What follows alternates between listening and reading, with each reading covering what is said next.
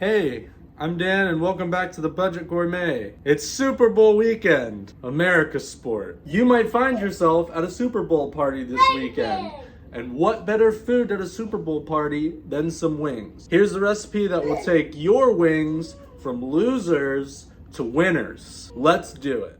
All right, starting out, we have our chicken, we have our canola oil, we have our gochujang, our soy sauce, our sesame oil, pure and heart, cornstarch, brown sugar, honey,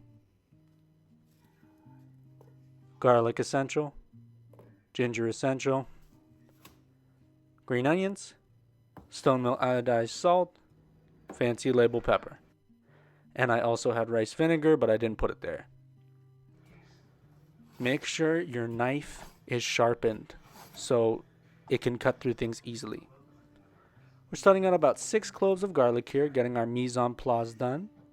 We're going to make some cuts along the top of our garlic. This is just going to help us make smaller cuts for later.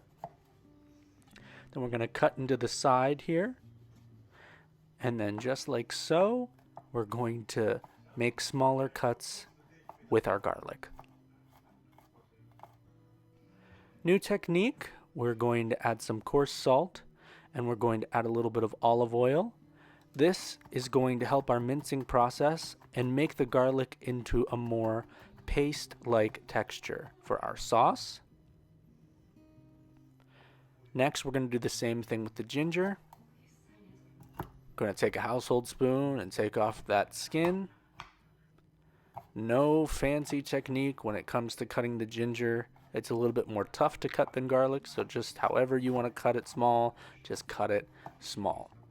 We're going to start mincing, and same technique, coarse salt, a little bit of olive oil, mince, mince, mince, mince, mince, paste-like texture, and it goes in with our garlic, like this. Green onion. This is our garnish. What we're going to do is we're going to cut at an angle. Notice how my knife is staying on the board. I think it's just a safer cutting technique for your fingers. Make sure you have all of them intact when you're done. And this is our green onion garnish. Our chicken mixture is simply going to be cornstarch. No other seasoning, nothing like that, just cornstarch. To prep our chicken, we're just going to cut at the joints. We're going to take our knife and run it down along that edge. And then once we see the joint, we're going to break it and then cut right through the broken joint. Then we're going to go to the other side and just cut at the natural section right there. Our next step has to do with the wing tip, or really any sort of excess piece of chicken that you might have that would be considered scrap and garbage. Put that in a pot, get some brownage going on and all of your seasonings, add some water, and before you know it, you have a nice little chicken stock. Let's not waste the chicken, it's expensive. After everything's ready, we're going to start putting some salt on the chicken, followed up by that spicy and fiery pepper coming right after. Once they're seasoned up and ready to go, we're going to give them a gentle mix. And once they're ready and mixed, we're going to transfer them into our cornstarch. One thing I like to do is I like to pack the cornstarch almost onto the chicken, squeezing it tight, almost covering it like an extra layer of skin. You don't want to see any gaps in your coating. You want to make sure you pack that in tight so you get that crispiness all around the chicken piece that you want. Moving on to our sauce, we're going to start out with 2 big teaspoons of gochujang, which is just spicy fermented chili paste. We're going to move along with our soy sauce, which is to taste. So however much you want to use is what you're going to use for your sauce. Sesame oil, just a dab, because that's a very strong flavor. We're going to go in with our brown sugar, a decent amount. This isn't a healthy meal. We're going to add a little bit of honey because it couldn't be sweet enough. Next thing, to combat that sweetness, a little bit more salt and pepper. And then we're going to add our garlic and ginger and give it a mix. I tasted it and it definitely needed a bit more sugar. And to thin it out, I added a little bit of water, mixed it some more. It was a little bit too strong, so I added that rice vinegar to give it that little punch of acidity. Next thing we're going to be doing is preparing our oil. I'm going to be deep frying in a wok. We're going to use the whole thing of canola oil because we want to thank our heart for all the hard work that it's been doing. We're going to be cooking this chicken in 2 stages. For the first stage, we're going to cook at a lower temp of about 315 degrees. The reason for this lower temp is to make sure that the chicken cooks all the way through and that we don't have too high of a temp to where it starts burning. First things first, and this is very important, when you're putting in your chicken, you want to let it sit in that oil for a little bit. Introduce it to the oil. Make sure it doesn't get scared. You want to get your fingers as close to the oil as possible without touching it. Because if you're dropping it from 100 feet in the air and it's going to splash everywhere and get all up in that fire, and you know what happens when oil and fire mix, it gets a little bit too exciting and your house and all your possessions will probably not be the happiest with you later. Also, to keep in mind, what we're doing is do not overcrowd the pan. I had about 14 wings, and for the first batch, I did about half of that, because if you have too many wings in the pan at one time, they're all going to start clumping together, and then you're going to have parts of the chicken that are going to be uncooked, the coating's going to fall off, and it's just going to be a disaster. You can avoid all of that by just putting less in the pan to begin with. This chicken was free range. It doesn't like tight spaces, so let's give it some respect, okay? As I mentioned before, this is the first stage of the cooking process. Our oil is probably at around 275 degrees to about 280, because what happens is, as soon as that chicken hits that oil, the oil begins to cool down. What we're doing with this process is we're simply here to just cook the chicken.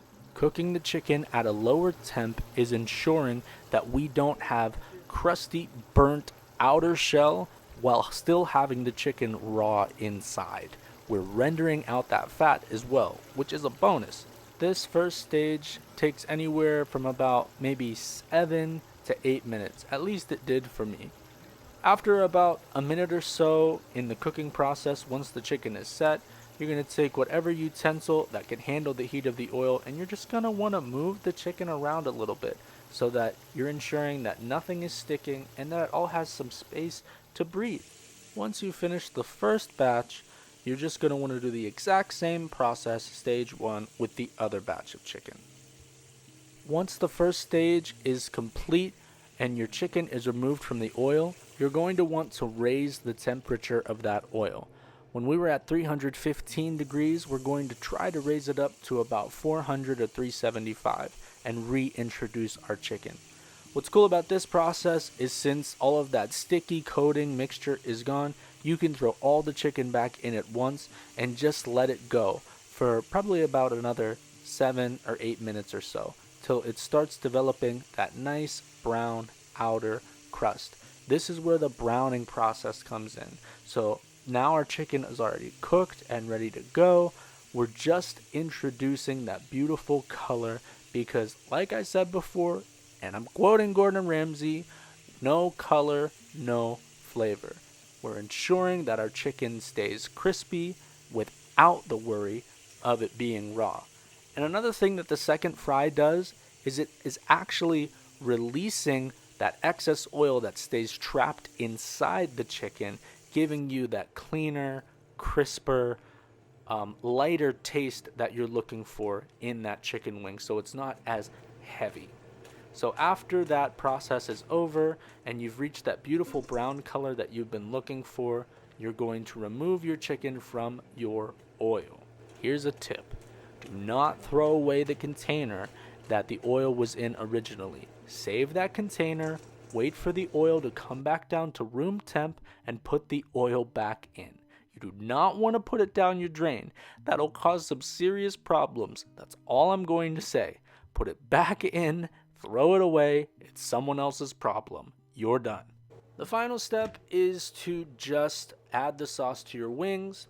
After you've added the sauce, what we're going to do is we're going to toss our wings. The double fry, another benefit is once that sauce hits those wings, that crispiness is not going to disappear. It's going to stay. In fact, I'm going to let you hear the crispiness right now.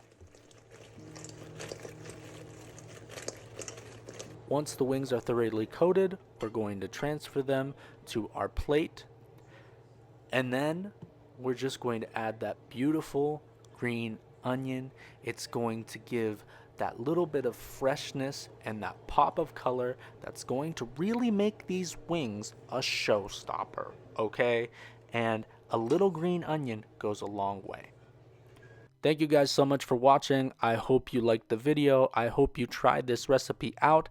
Make sure that whatever game day you're going to, you have a lot of fun, and you will be everybody's best friend if you bring these wings. You will. I'll see you next week with another video. Goodbye.